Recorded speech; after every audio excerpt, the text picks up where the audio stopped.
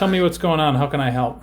Well, the number 3 cylinder is not firing at all. Now, the 3 of the 4 coils have been changed. All the spark plugs have been changed, and the O2 sensor has been changed, the upstream one. That we still have the same problem. And today I didn't know maybe the spark plug was defective, so I changed it, and it's still the same thing.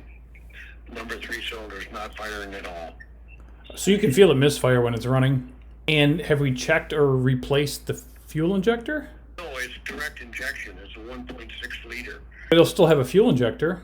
No, I didn't do that. But when I took the spark plug out today, the one that was been there for the last month, it was damp and covered with film, so it wasn't firing. Because what I did, we had a scan tool, and there were a bunch of codes in it, and that's where we got to change the coils and the O2 sensor and all that stuff. And now, all these are there's 15 codes in it, but they're all stored. So they're old codes from God knows when. So the reason I wanted to call you was to see is there a module or whatever that controls the signal to the coils? The PCM does. So could it be a harness problem, or could it be the ECM problem? It could. That's possible. Let me ask you this. Hang on. Did you check for spark on cylinder number 3? No, actually what I did was I started the engine and unplugged number 3 coil, and it made absolutely no difference in how the engine was running. Well, I understand that, and that would make sense because it's misfiring on cylinder number 3. That's not what I'm asking. What I'm asking is, does cylinder number 3 have spark? It could still have spark, but still misfire on cylinder number 3 because of a fuel injector problem or a mechanical issue on cylinder number 3. So we need to check for spark. So, all right, let me walk you through this. If you have spark, well, then the problem isn't the PCM not delivering a signal to the coil because it has spark. But if it doesn't have spark, then yes, to answer your question, maybe there is a wiring issue between the PCM and the ignition coil, or a bad PCM. Yes. So what you're saying is I should take the spark plug back out, plug it into the coil, and start it and see if the plug's firing? You could do that. You could use a spark tester too. I would probably just use a spark tester. I don't have a spark tester. You can use a screwdriver. You just insert the screwdriver to the end of the coil and just ground out the other side. Because actually, I still have the old spark plug. I can use it, actually. Right. To ground. So, and if that is the case, if there is spark there... I can barely hear you. You got to speak up, please. No, because I moved my phone around. I'm on a cell phone.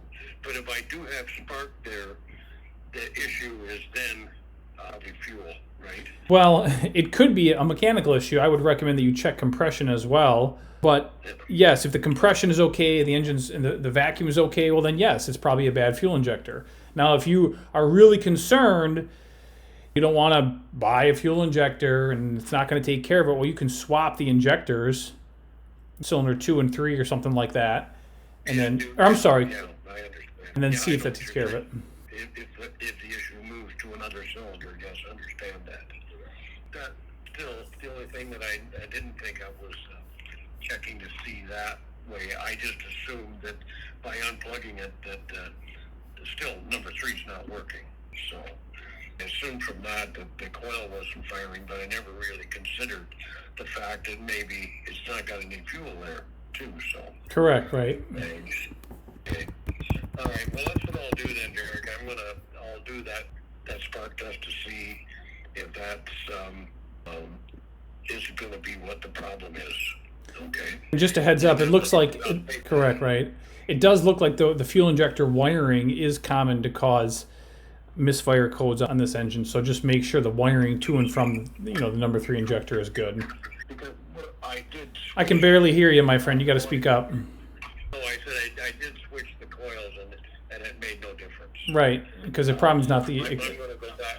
That's what I'm thinking. But I'll do that test first and see if there's spark at that coil, and then we'll go to I'll look at the fuel injection and see if that's.